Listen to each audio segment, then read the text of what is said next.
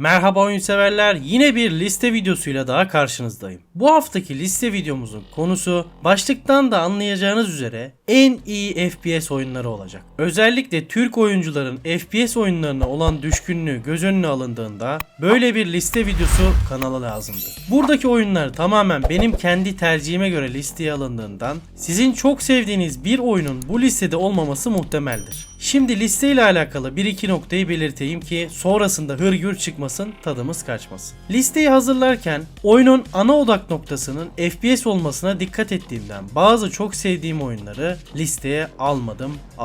Örneğin Dishonored. FPS bir oyun olmasına rağmen RPG ve diğer farklı öğeleri içerdiğinden shooter özelliğinin arka planda kalmasından dolayı listeye alamadım. Yoksa Dishonored en çok sevdiğim oyunlar arasında ilk 5'e girer bilirsiniz. Oyunları listeye alırken günümüzde de oynanabilir bir seviyede olmasına dikkat etmeye çalıştım. Her seriden birer oyun alarak listeyi olabildiğince geniş yelpazede de tutmak istedim ki sizlere biraz daha fazla faydası olsun. Son olarak listedeki oyunların hepsi çok kaliteli olduğundan birçoğunu bilmeniz gayet normaldir. Her şey tamamsa gelsin parmak ve listemiz başlasın.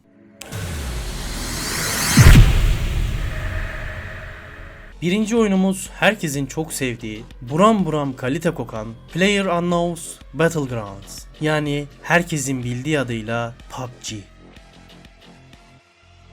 Rol modeliniz geldi. Tövbe de, çabuk tövbe de. Anama babama hakaret davası açarım. Hatta babamı kışkırtır, sütçüye tüpçüye vurdururum. Çık git lan buradan, çık git.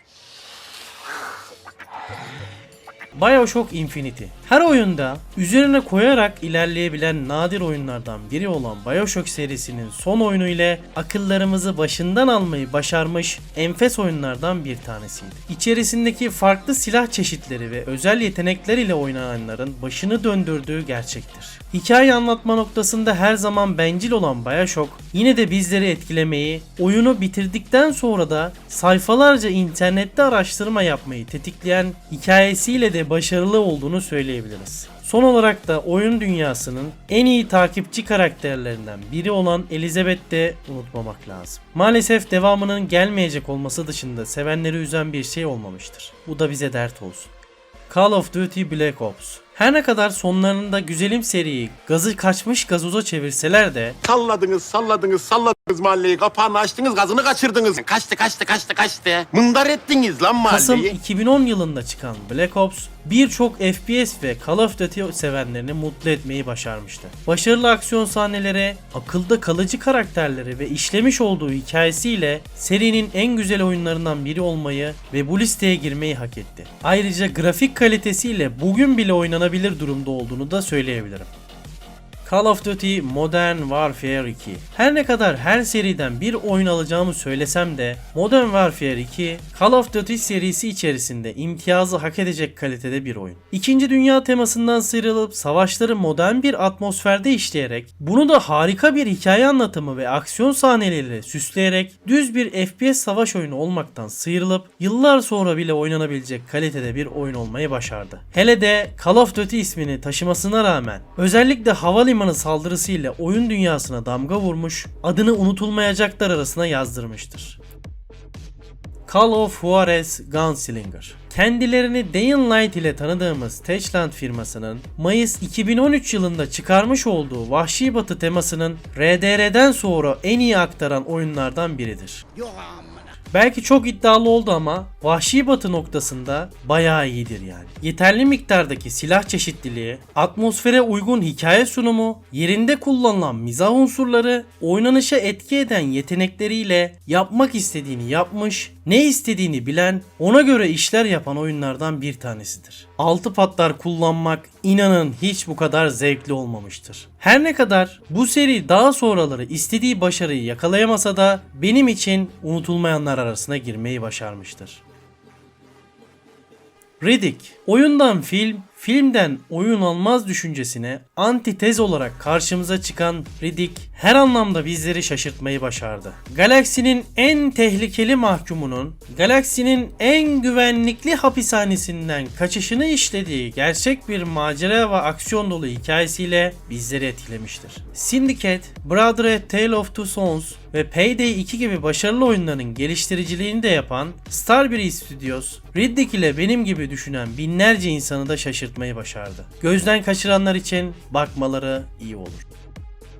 Crysis. Bir şey söyleyeyim mi bu oyun hakkında? Söyleyeyim mi derken bir şey söylemeye gerek var mı anlamında sordum. Oyun oynayıp bir de FPS oyunları seven biri için hakaret olur diye düşünüyorum. Belki mağarasından yeni çıkan insanlar vardır diye biz listemizin bir köşesine koyalım yine dedim. Seri daha sonra istenilen başarıyı göstermese de çıktığı dönem oyun dünyasına damga vurmuş, uzun yıllar konuşulmuştu. Neler konuşulduğunu kanaldaki diğer Crysis videolarımızı izleyerek öğrenebilirsiniz. Şimdi kendimizi tekrar etmeyelim.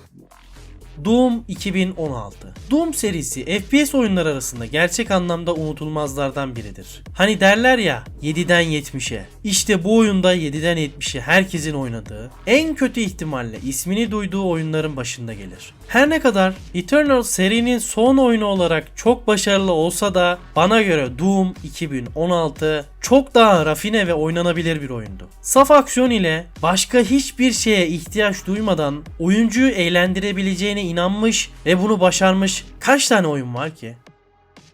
Far Cry 3. İsim hakları sömürgeci emperyalist güçlerin eline geçtikten sonra posası çıkana kadar devam ettirilen bir seri olsa da Far Cry 3 gerçek anlamda bir efsaneydi. Açık dünya oyunlarının en güzel örneklerinden biri olan Far Cry 3, oynanış kalitesi ve aksiyonuyla hepimizi mest etmiştir. Hele ki oyunun kötü karakteri oyunun dünyasının en önemli konularından biri olmayı başaracak kadar kaliteli olmuştu. Vas, tüm kötülüklerin anasına rahmet okutan koca yürekli adam.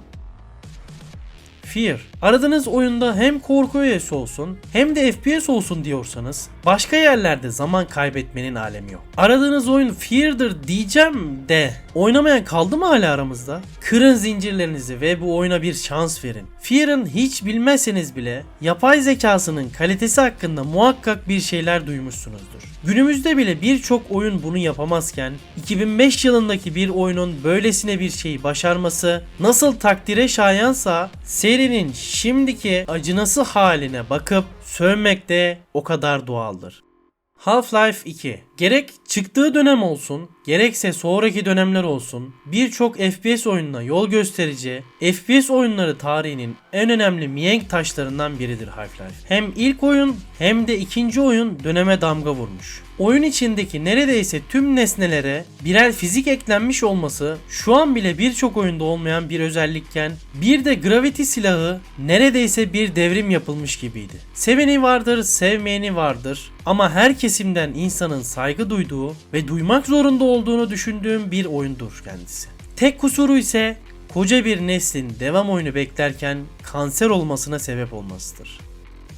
Medal of Honor Elite Assault. Şu oyunun bende bıraktığı izleri anlatmakla bitiremem herhalde. Hatta kanalda da incelemesini detaylıca yapmıştım. Onu da izlemenizi tavsiye ederim. İkinci Dünya Savaşı'nı en güzel anlatan oyunların başında gelir. Call of Duty'nin havalimanı saldırısı ne kadar akılda kalıcı ise bu oyundaki Normandiya çıkartması da öyle akılda kalıcı sahnelerden biri olmuştur. Yakın zamanda oynamış biri olarak söyleyebilirim ki şimdi bile rahatlıkla oynayabileceğiniz kalitede. Haliyle bu listenin olmazsa olmazlarından biri olmayı fazlasıyla hak ediyor.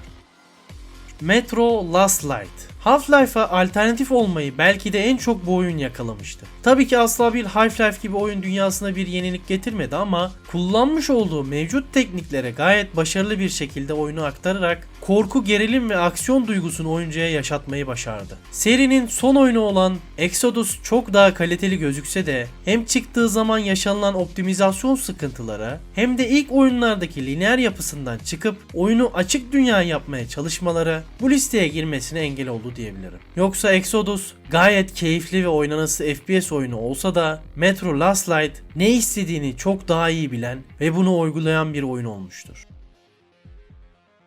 No One Lives Forever. Listede belki de en az oynadığım, böyle hayal meyal hatırladığım oyun diyebilirim. 2000 yılında çıkış yapmış, en eğlenceli FPS'lerden biri olduğunu hatırlıyorum. Bol miktardaki yetenek ve silahlar ile oynanış çeşitliliğini zenginleştirmeyi başarmış, keyifli, kafa dağıtmalık bir oyundu. Belki çok başarılı bir oyun değildi ama geliştirici firmanın da böyle bir derdinin olduğunu söylemek zor. Ne demek istediğimi oyunu oynadıysanız veya oynarsanız daha iyi anlarsınız. Farklı bir FPS oyunu arayanların bakmasında fayda var. Painkiller. Yenilerin hatırlamayacağı, eskilerin duygulanacağı bir başka oyun. Bir dönem internet kafelerin vazgeçilmez oyunlarından bir tanesiydi. 2004 yılına göre gayet güzel bir aksiyon sunan Painkiller, durmadan üzerimize düşman akıtarak ve kazık fırlatan silah ile bizleri tam bir güç tatmini yaşatmıştır. Belki şimdi o duyguları yakalayamayabiliriz ama çıktığı dönem itibariyle gayet başarılıydı ve bizlerin bayağı eğlenceli saatler geçirmesini sağlamıştır. Portal 2. Listenin en özgün oyunlarından biri de bu oyundur. Beyin zorlayan bulmacalarıyla saç baş yoldursa da çözdüğünüzde aldığınız o hazzın tarifi çok zordur. Akıl dolu bölüm tasarımlarıyla emsallerine örnek olsa da benzeri bir oyun dahi çıkmadı. Hatta benzerinin çıkmadığı gibi devamı da gelmedi. Neden? Çünkü bu oyunu da Valve yaptı da ondan. 2'de kaldı. 3 gelmiyor abi. Quake. FPS oyunlarından bahsedip de Quake'den bahsetmemek mümkün mü? FPS oyunlarının atası, çocukluğumuzun en güzel yılları. Aksiyon, adrenalin, hız, mücadele, ne ararsan vardı bu oyunda. Game Pass'e çıkan remaster versiyonu ile tekrardan maziyi yad etmek isteyenler için kaçırılmayacak bir fırsat olduğunu hatırlatayım. John Romero'nun oyun dünyasına en büyük katkısı muhakkak bu oyundur diyebiliriz. Eğer şu an rahat bir şekilde türlü FPS oyunlarını oynayabiliyorsak bunun temelleri 1996 yılında bu oyun ile atılmıştır. Onun için FPS oyuncuları için tüm oyunlar bir yana, Quake bir yanadır. En azından öyle olmalıdır. Ataya saygı önemli. Stalker, Shadow of Chernobyl.